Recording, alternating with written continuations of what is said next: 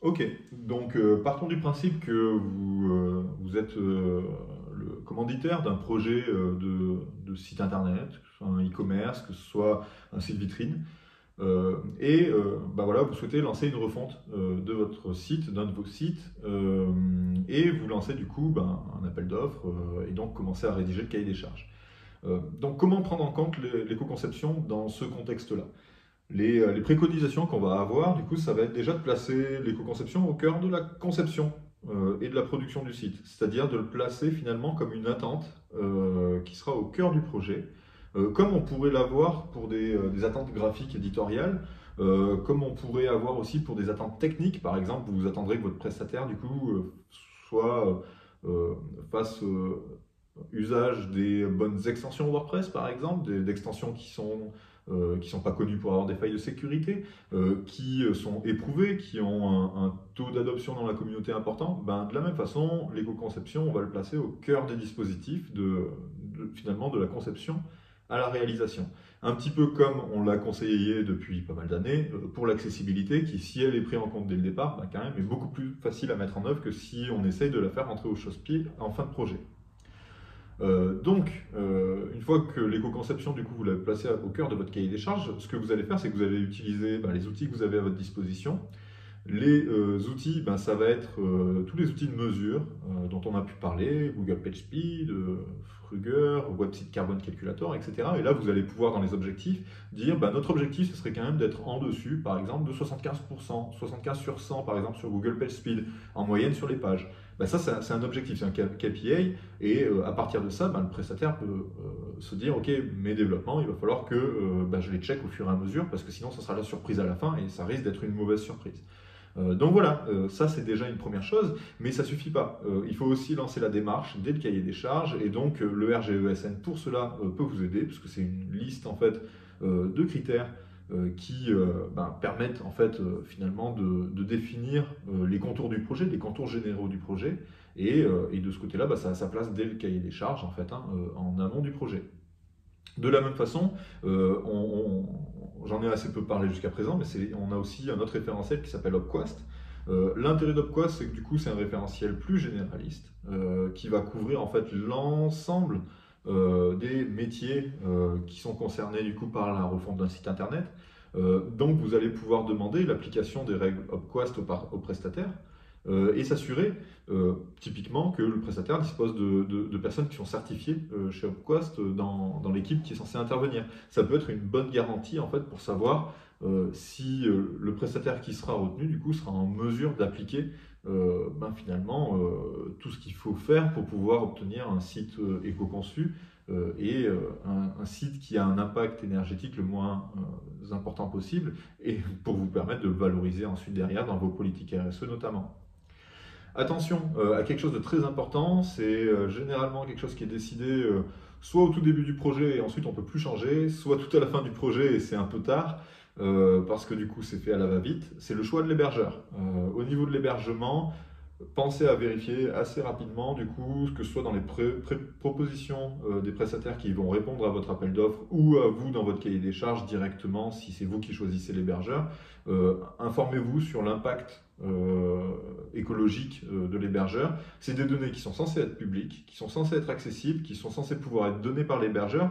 Si ce n'est pas le cas, ça veut généralement dire que l'hébergeur du coup ne propose pas, ne propose pas de services, on va dire, visant à réduire son impact écologique. Et de ce côté-là, ça va avoir un énorme impact par la suite sur tout simplement les notes que vous allez avoir dans les différents outils de mesure dont on a parlé, et notamment au niveau du RGESN, puisqu'il y a une partie qui est clairement dépendante de ce que met en place l'hébergeur.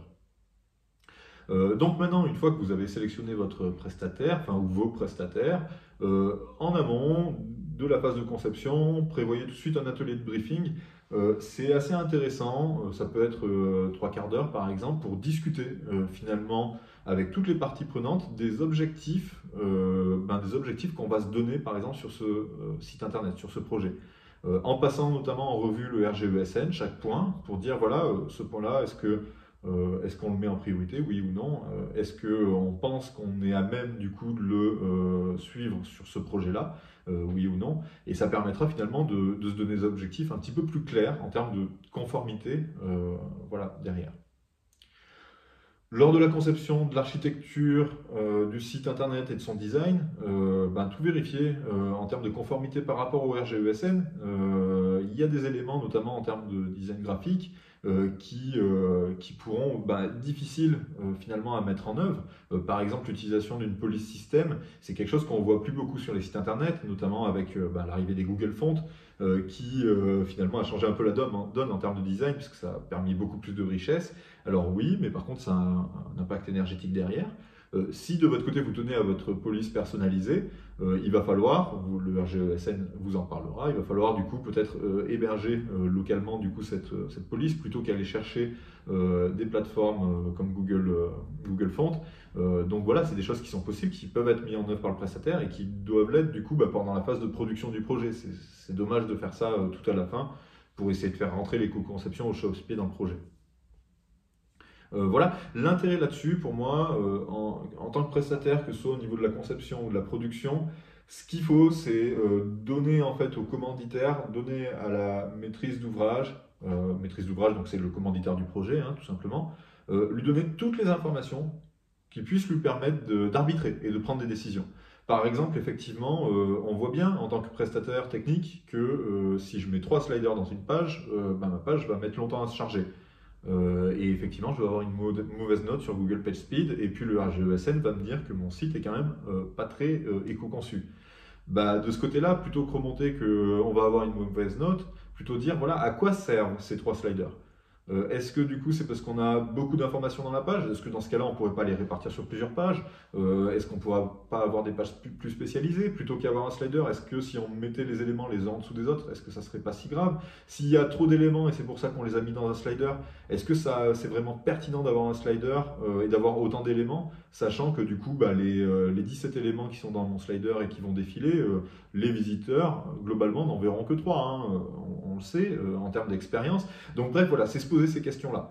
Derrière, vous, en tant que commanditaire, vous allez pouvoir arbitrer, et c'est votre rôle en fait d'arbitrer pour dire ok, ma décision, du coup, ça va être de conserver par exemple ce slider-là, parce qu'il raconte une histoire, il y a 5 slides, c'est 1, 2, 3, 4, c'est les 4 étapes, 5, c'est les 5 étapes voilà, du service que je propose, donc j'ai besoin du coup d'avoir une animation pour pouvoir montrer ça, et ça a du sens. Ok, je garde le slider. Ça ne sera pas une mauvaise décision, ça sera juste une décision qui aura été prise dans un contexte donné en se posant les bonnes questions. Au contraire, si votre slider c'est juste pour faire défiler des témoignages, est-ce que ça a vraiment une grande utilité d'afficher 17 témoignages dans un slider?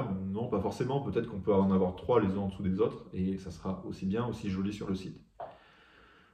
Ensuite, ce qu'on va recommander, là c'est plutôt côté prestataire, mais ça peut être aussi fait par le commanditaire du site internet, c'est de lancer des mesures de performance tout au long de la construction du site. Sur chaque élément, une fois terminé, lancer une petite mesure de performance, Google PageSpeed.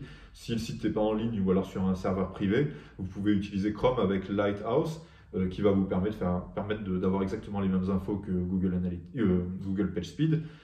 Et donc voilà, ça peut être fait tout au long du projet et ça évite de le faire tout à la fin, d'avoir énormément de mesures à réaliser.